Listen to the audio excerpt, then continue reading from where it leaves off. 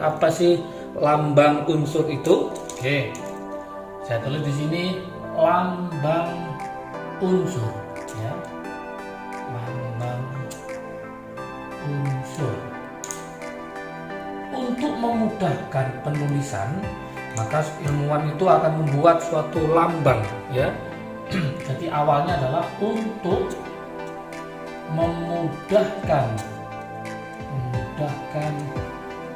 penulisan, ya, penulisan. Maka unsur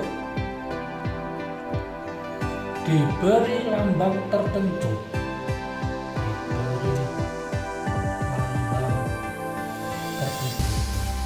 jelasnya tujuannya supaya mudah, ya. Itu yang disebut dengan namanya lambang unsur. Yang disebut yaitu lambang unsur, ya. Lambang unsur. Oke. Ini harus paham dulu. Jadi untuk memudahkan maka dibuatlah namanya lambang unsur. Nah, gimana aturannya? Ada namanya aturan pemberian lambang unsur. Aturan pemberian lambang unsur, ya. Oke, dikemukakan oleh ini dikemukakan oleh yang namanya yaitu Berzelius.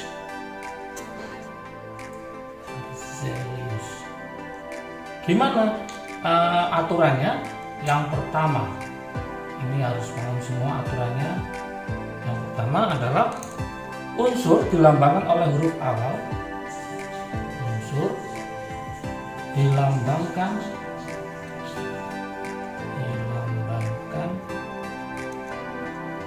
oleh huruf awal. Ya.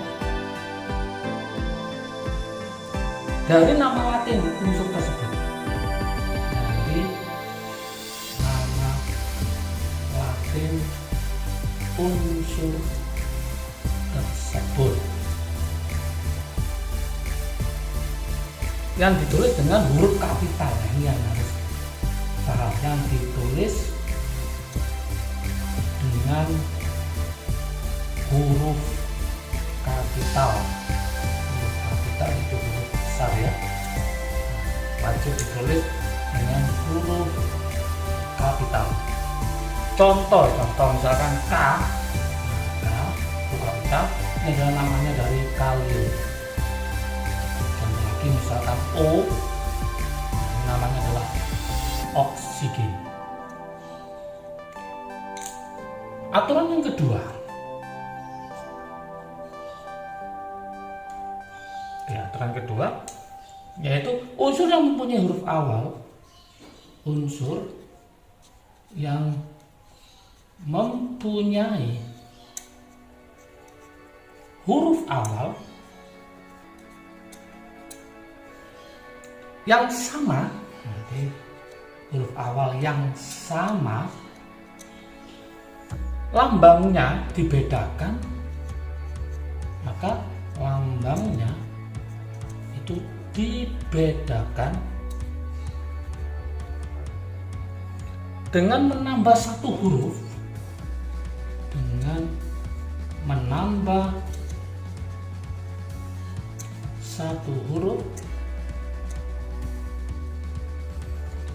maksudnya huruf lain, ya. Menambah satu huruf lain dari nama unsur itu. Dari nama unsur itu. Yang ditulis dengan huruf kecil. Yang ditulis dengan, ingat-ingat ya, huruf apa? Yaitu huruf kecil. Jadi kalau yang pertama itu adalah huruf besar, yang kedua adalah huruf kecil. Contoh, misalkan ada namanya CA, ada namanya CO, kemudian ada namanya CL. Nah, depannya C semua, maka harus menambah lagi huruf kedua yang ditulis hurufnya harus huruf kecil. Ca itu adalah kalsium. Kalsium. Yang ini adalah kobalt. Yang ini adalah kromium. Nah, kenapa kok gak dituliskan? Karena awalnya aslinya adalah ini adalah calcium ya. Nah, calcium. Yang ini asalnya adalah kobalt. Oke. Yang ini aslinya adalah chromium.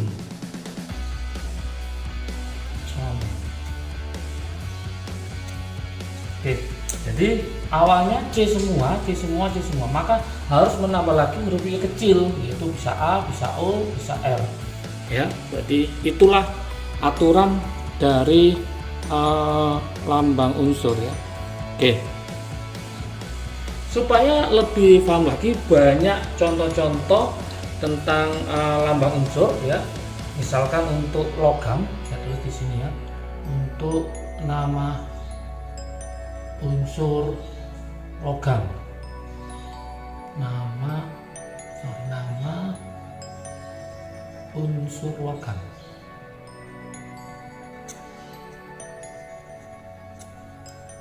Nah, contoh nama unsur logam dalam kehidupan sehari-hari ya. Unsur logam dalam kehidupan sehari, misalkan mungkin pernah dengar, yaitu namanya aluminium. Dilambangkan dengan Al. Oke, ada lagi misalkan emas ya, atau emas dilambangkan dengan Au. Mungkin ada yang bertanya, kenapa kok Au, kok gak Em gitu ya? Karena aslinya emas itu adalah Au. Kalau aluminium memang Al ya. Oke, kemudian ada lagi perak ya, perak itu dilambangkan dengan Ag. Kenapa kok gak Pe atau Pr? Karena perak itu aslinya namanya adalah argentum. Maka dilambangkan dengan Ag. Ada lagi tembaga. Nah, ini tembaga dalam kehidupan sehari-hari ya. Tembaga. Lambangnya adalah apa? Cu. Kenapa kok Cu? Bukan Te. Nah, ini aslinya adalah tembaga adalah cuprum. Ini harus paham juga dan harus bisa dihafalkan ya. Oke, supaya paham yang lainnya, itu misalkan lagi logamnya saya tuliskan adalah seng ya. Ada yang tahu dalam kehidupan sehari seng? Seng itu lambangnya adalah Zn. Ini dari kata zinkum atau zinc, bisa zinkum. Nah, berarti lambangnya adalah Zn. Ada lagi besi ya, besi itu lambangnya adalah Fe. Nah, ini dari kata ferrum.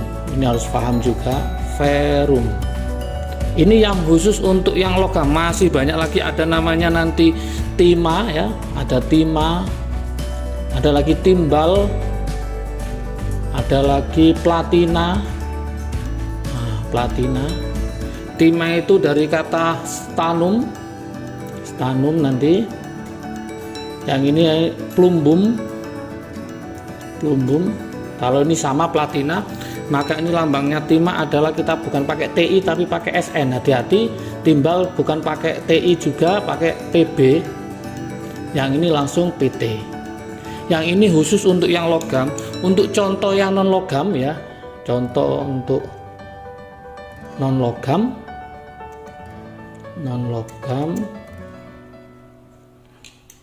misalkan yang dalam kehidupan sehari-hari itu ya, misalkan nitrogen ya, nitrogen. Nah, ada yang namanya nitrogen, kemudian ada namanya karbon. Nah, karbon, ada namanya hidrogen. Nah, ada namanya hidrogen. Kemudian ada namanya belerang. Terus ada lagi misalkan fluorin, macam-macam ya, banyak sekali. Nitrogen itu dilambangkan dengan apa? Yaitu dilambangkan dengan N, nitrogen. Karbon C, hidrogen itu adalah H, belerang adalah S. Kenapa S? Karena belerang itu dari kata sulfur nanti ya. Fluorin itu adalah F. Oke, dan masih banyak lagi. Silahkan nanti bisa dilihat di tabel periodik. Oke, setelah kita tahu lambang unsur, maka yang kedua yang kita ketahui awal dari pelajaran kimia adalah rumus kimia. Nah, rumus kimia ini harus paham juga. Apa sih rumus kimia? Rumus kimia adalah lambang senyawa. Jadi rumus kimia merupakan suatu lambang dari senyawa. Lambang senyawa berbentuk kumpulan lambang atom, berbentuk kumpulan lambang atom. Jadi merupakan kumpulan dari lambang-lambang atom dengan komposisi tertentu. Dengan komposisi tertentu. Oke. Contoh ya, saya buatkan contoh di sini. Contoh. Oke. Misalkan rumusnya air itu apa nanti ya? Gula termasuk gula adalah namanya sukrosa. Kemudian garam dapur. Ini adalah contoh-contoh rumus kimia yang dalam kehidupan sehari. Ada namanya asam cuka. Ada lagi namanya urea. Oke, ada lagi yang lagi ngetren ya, yaitu amonium nitrat yang barusan meledak itu ya. Amonium nitrat. Nah, ini contoh dari rumus kimia. Air itu berarti rumusnya adalah H2O, sukrosa adalah C12, H22O11, garam dapur adalah NaCl, asam cuka adalah asam asetat ya, C3COOH, ini rumus kimia. Urea adalah CO dalam kurung NH2 dua kali. Amonium nitrat ya lagi ngetren yaitu NH4NO3. Dan masih banyak lagi, ada namanya asam sulfat H2SO4, asam klorida HCl, glukosa C6 H12O6, tawas Al2SO4 3 kali, magnesium hidroksida MgOH 2 kali, amonia NH3, masih banyak lagi. Yang penting rumus kimia adalah berbentuk kumpulan lambang atom dengan komposisi tertentu ya. Kemudian soal langkah berikutnya, gimana menghitung jumlah atom dalam rumus kimia? Nah, cara menghitung ini harus paham juga. Menghitung jumlah atom dalam rumus kimia.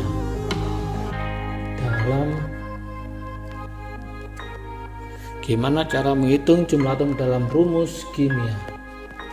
Oke. Caranya saya cari ya. Gini caranya. Misalkan ya, saya punya 1 molekul H2O.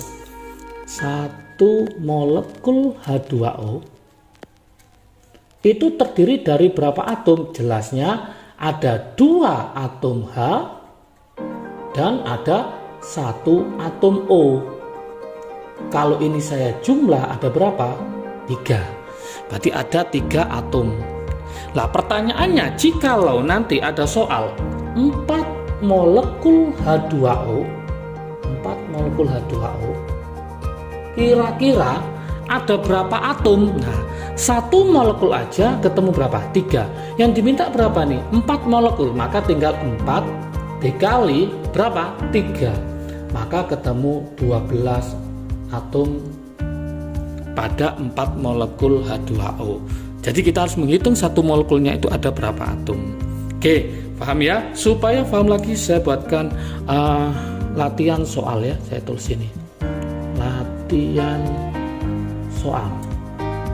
Silakan nanti jawabannya ditulis di komentar ya, supaya saya tahu sejauh mana pemahaman teman-teman semua. Contoh soal yang pertama ya. Hitung berapa jumlah atom. Hitung Hitung berapa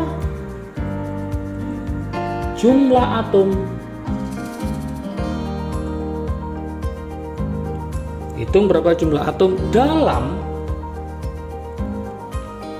3 molekul urea. Masih ingat rumusnya urea? Oke, saya kasih aja, yaitu adalah CO dalam kurung NH2 2 kali. Oke, silakan dicari berapakah jumlah atom dalam 3 molekul urea. Itu pertanyaan yang pertama. Pertanyaan yang kedua. Tuliskan lambang unsur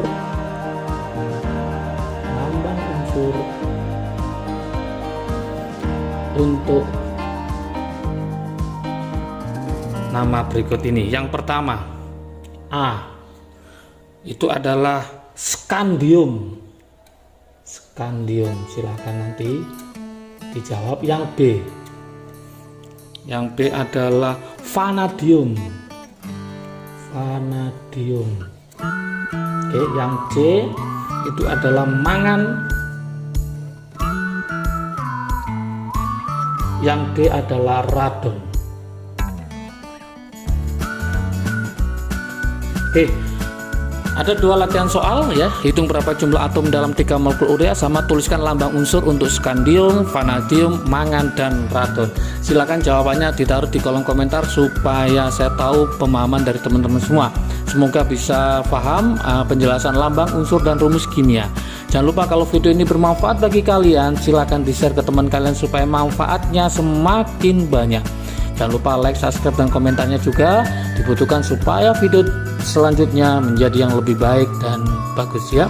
Oke, untuk menginginkan materi ini rangkumannya bisa dilihat di IG Soliu ya, atau Kim UD. Silakan di follow ya.